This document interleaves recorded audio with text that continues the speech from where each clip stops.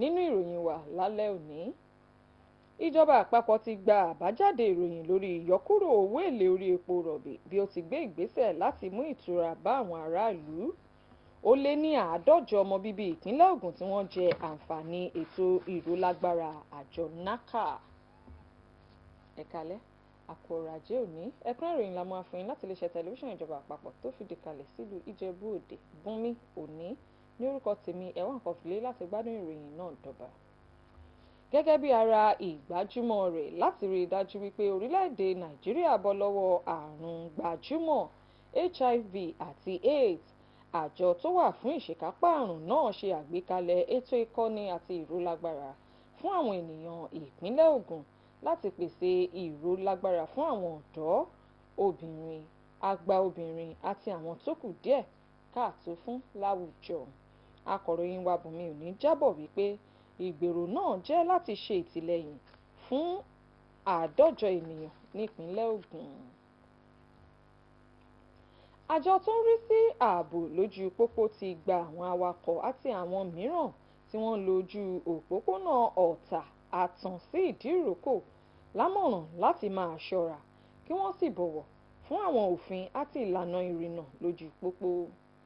Adarí àjọ ẹ̀ṣọ́ ojú pópó nípínlẹ̀ Ògùn Ahmed Umar, ẹni tó gbàmọ̀ràn yìí níbi ìfilọ́lẹ̀ ìpolongo ewu oṣù bàbàbà fún ọdún 2021 ní ibùdókọ̀ Àtàn, sọ wípé èyí yóò ṣe ẹ̀dínkù ìjàmbá lójú pópó.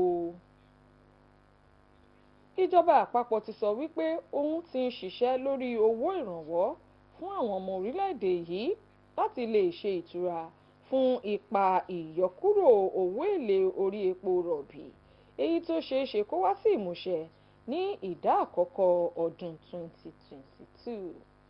Mínísítà fún ètò ìṣúná Zainab Ahmed ló sọ èyí níbi ìṣísọ́ lójú ètò ìdàgbàsókè látọwọ́ Báǹkì Àgbáyé nílùú Àbújá. Musa Abubakar ló jábọ̀ ìròyìn yìí ṣọwọ́ sí wa. Àjọ elétò ìdìbò orílẹ̀-èdè yìí ìyẹn INEC ti sọ wípé ìforúkọsílẹ̀ àwọn olùdìbò látọwọ́ àjọ náà fún àwọn ọ̀dọ́ tí wọ́n ti tó ẹni ìdìbò ní àǹfààní láti forúkọsílẹ̀ àti pẹ̀lú láti lè kó ipa èyí tí í ṣe ẹ̀tọ́ wọn nínú ètò ìdìbò. Èyí jẹ jáde níbi ìpàdé àwọn àdarí èyí tí àjọ elétò náà nílùú Ìmẹ̀kọ nípínlẹ̀ Ògùn ṣe àgbékalẹ̀ láti lè dá àwọn ènìyàn lẹ́kọ̀ọ́ lórí ìforúkọsílẹ̀ náà èyí tó ń tẹ̀síwájú. Tọ́pẹ́ Àlàbí ló jábọ̀ ìròyìn yìí, ẹ gbọ́ síwájú sí. Elétò ìdìbò INEC ìpínlẹ̀ Ògùn ọ̀gbẹ́ni Olúṣẹ́gun Agbájé ṣàlàyé wípé nínú àwọn èèyàn tó tó 1,750 ó dín díẹ̀ tó forúkọ sílẹ̀ lórí ẹ̀rọ ayélujára, àwọn tó lé díẹ̀ lẹ́gbẹ̀rún 12 ló farahàn láwọn ọ̀kọ̀ọ̀kan ibùdó àjọ náà láti parí ìforúkọsílẹ̀ ojúkorojú wọn.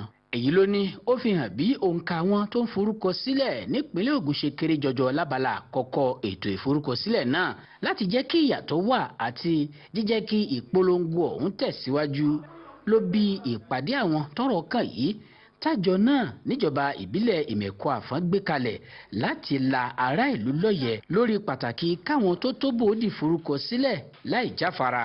Kókó ìpàdé yìí ni láti lè jẹ́ káwọn èèyàn tí ò mọ̀ tẹ́lẹ̀ kan mọ̀ ní pé ìforúkọsílẹ̀ ń wáyé. Ìrètí mi ni pé kí n rí àwọn èèyàn kan túyáyá kan pọ̀ ju ti tẹ́lẹ̀ lọ. A máa jẹ́ kí wọ́n mọ̀ pé ní ọ́fíìsì wọn bì ní àyè wọn lẹ́lẹ́kejì ní so ó sì kù ẹ̀kẹta àti ẹ̀kẹrin títí August 2022 so a fún gbogbo aláǹfààní láti. àwọn àgàn fúnra wa pẹ̀lú àwọn èèyàn wa ní ìgbèríko lọ́tùnlọ́sì àti nínú ìgbésẹ̀ lórí ẹ̀ so àti dá ojú pé lágbára náà pẹ̀lú pàtàkì tó ṣe lé ní àwọn tó máa rí pé lágbára náà ìyàtọ̀ máa wọ̀ tàbí àwọn èèyàn jáde wọ́n forúkọlẹ̀ fún káàdì ìdìbò.